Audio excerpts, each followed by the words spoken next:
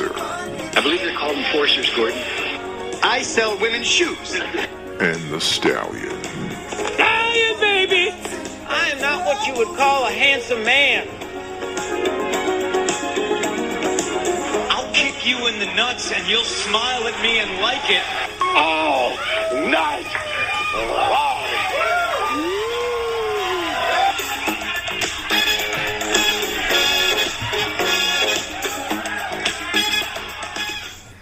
Welcome back to another edition of the All Night Long Wrestling Podcast. We are your host. He's a Stallion. I'm the Enforcer. And we're putting a different spin on this week. Whole different spin. I'm going to try to do this thing where people listen to the show. Is that not going to go over well? Well, I don't know how to make that happen, so I hope you've got some ideas, because I have none. You know what my favorite idea is? For people to listen to the show, a new episode of The 5 Count.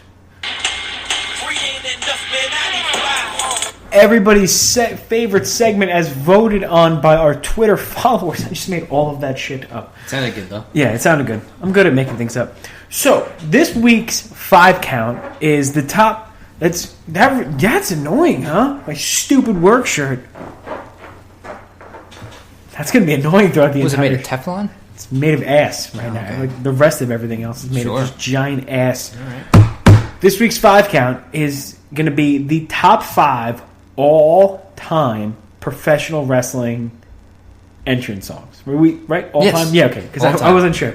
Because we were spitballing. We were kind of saying, are we going to do 5 of the current or 5 of all time? And frankly, the current, they all sound the same. It's tough to to differentiate. You could put current. Dean Ambrose, Seth Rollins, and Kevin Owens themes in a blender, and I couldn't tell you which one's which. Yeah.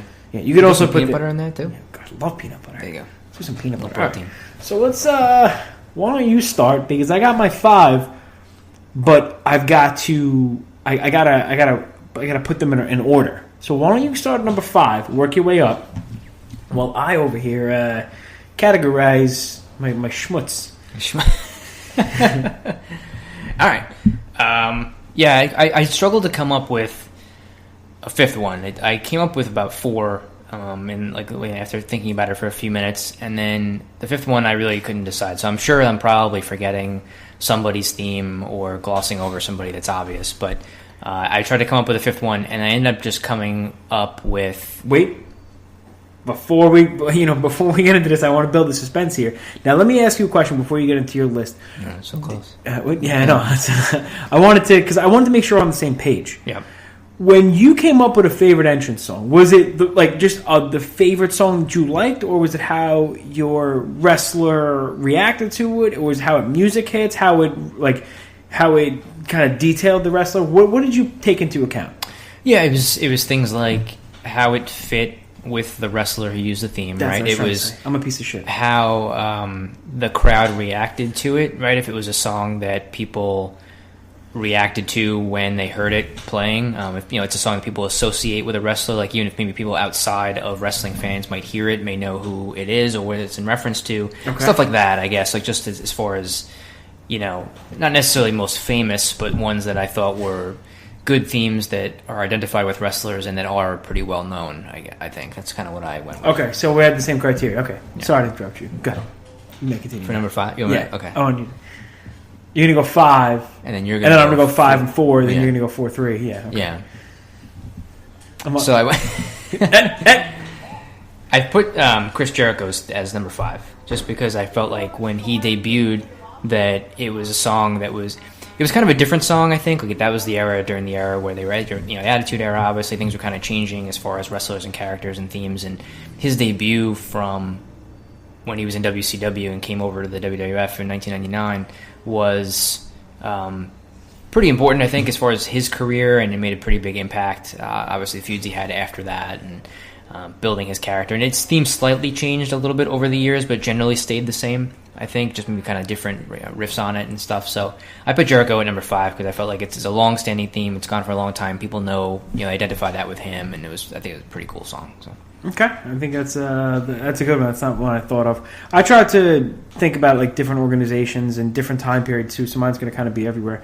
One of my current favorite right now are the Briscoe brothers, "Reach for the Sky," because I feel like that that song describes the Briscoe brothers, who they are, and once the music hits, it goes, "Reach for the sky, boys," with the gunshots. I mean, that is the Briscoe brothers to me. So that was number 5.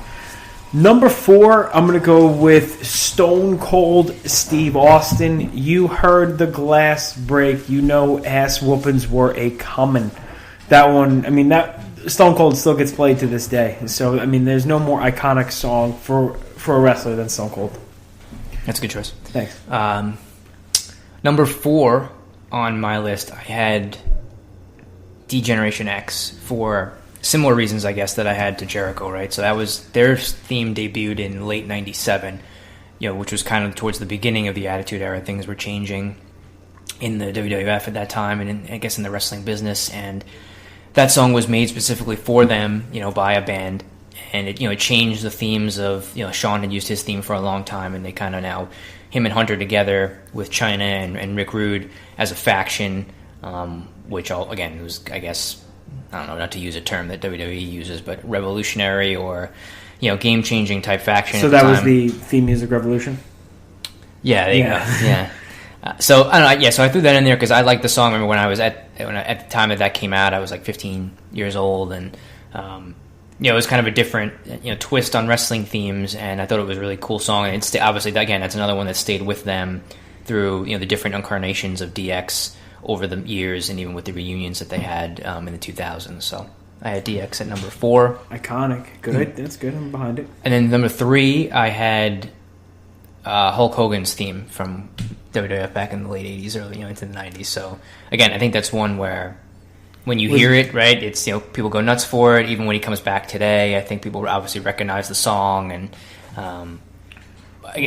that era of his started when I was too young, right? He became champion in '84. I was only 2 years old at the time, but I think that was an era where they just really kind of started using theme songs for guys at that time. A lot of guys didn't really use music before that, and even into like the mid to late '80s, there were still guys that didn't use music for a while, and then until it became a normal thing. And that was, I think, one of the first themes that really caught on with identifying a wrestler with it, and people remember it, Real American as the song to this day. Was it a toss up between that and side 1, track 1 of the Fifth Symphony? Not obvious enough, or no? It Smells Like Teen Spirit. No, I mean, how can Hulk Hogan? But one thing you left out, he actually had a music video for it. Sure. Yeah, like that was on Beavis and Butthead. Like that was iconic. He's a real American, man. He still is a real American. I don't know why you're crapping on America. I mean, no, I'm not crapping on America. It's Labor Day weekend, I don't. I'm just crapping on the racist that is Hulk Hogan. I'm just kidding. I feel like it's a bad time to do that. There's a lot of political incorrectness in this country. I just want to. You had the Briscoes at number 5, right? Yeah. Okay. Oh, please! Nobody knows that Jay Briscoe went in on. Never mind. I'm not going to go into it. Yeah, but totally forgot about that too. Jay Briscoe's the man.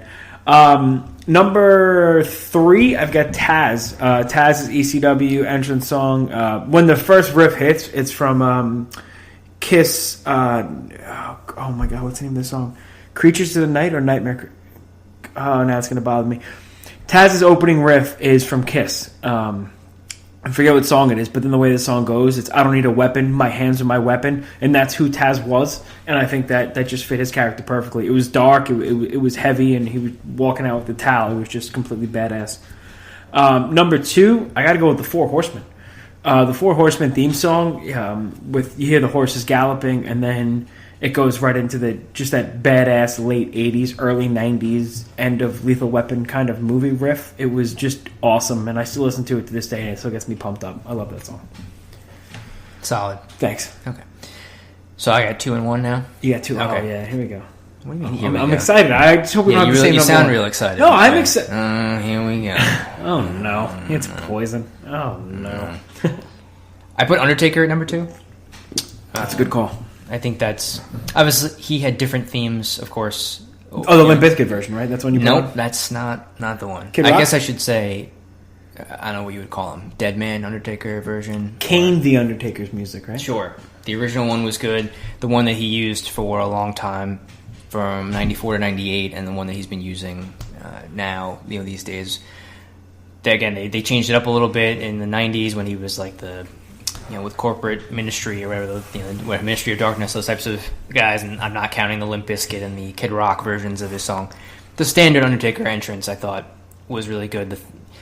The theme alongside his entrance is, very famous, I think, and for people that have been at shows live where he was there, whether it was even a house show or a pay-per-view or whatever you've gone to, I think it was, I think it's just a theme that fits the character really well. And plus, everybody pops once you hear the gong, the bell tower. So that's a big part of it too. And then number one, I had Stone Cold as my number one. Oh, really? Okay. Yeah, because again, I think with the glass shattering, and he's one of, if not the most popular wrestler that's ever been in the WWF/E, and that song is, of course, recognizable and identified with him.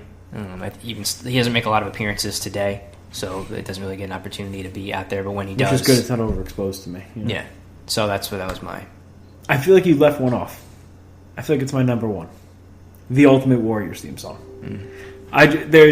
To me, growing up as a kid, there was nothing more badass than the Ultimate Warrior running down to the ring, shaking the ropes to his metal theme song.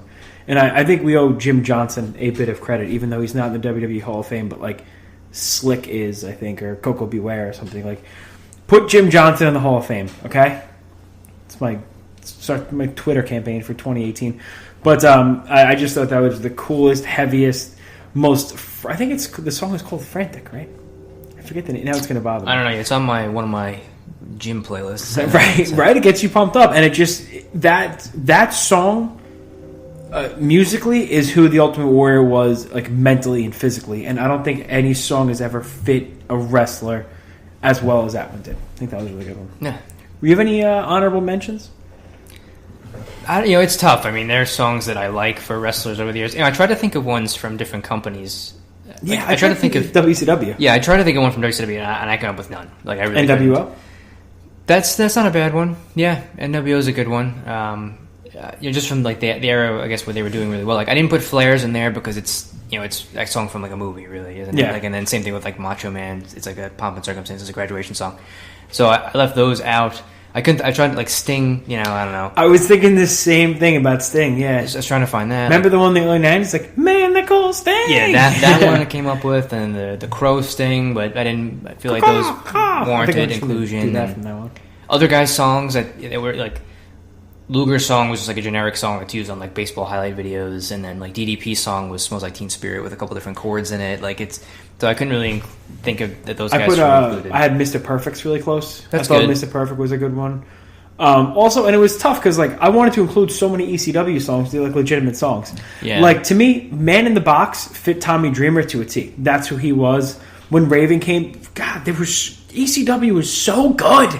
Like, when Raven came out to Gotta Keep Them Separated by Offspring, New Jack coming out to Ice Cube and Dr. Dre, Natural Born Killers, those are just so good. Everything sucks that's not 1995. Sorry, has to be said, man.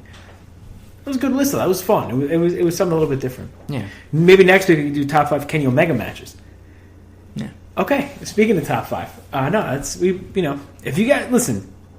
We're available on the internet. So if you guys want to give us your top 5 theme songs, Red Dragon to me, I was going to put it on there because I love the Red Dragon theme. I wonder what Adam Cole's is going to be for NXT. Yeah, I thought of those guys too. I guess if we were doing one that was, we would discuss like whether we want to do top 5 themes of all time. Red Dragon would have made my current theme. Yeah, current themes. I was thinking but again, like with Red Dragon and Adam Cole, like, can I still count their ROH themes? We can always count them, man. Yeah.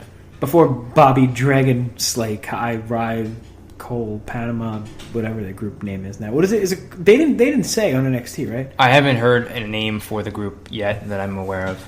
Somebody said Dishonorables, and I don't know if that's a shoot or if that's a work. I don't know. I saw the segment at the end of NXT from Wednesday, but it just seemed. I don't really think that they named it. They just kind of listed out their names. I think it was Nigel or something like that, and then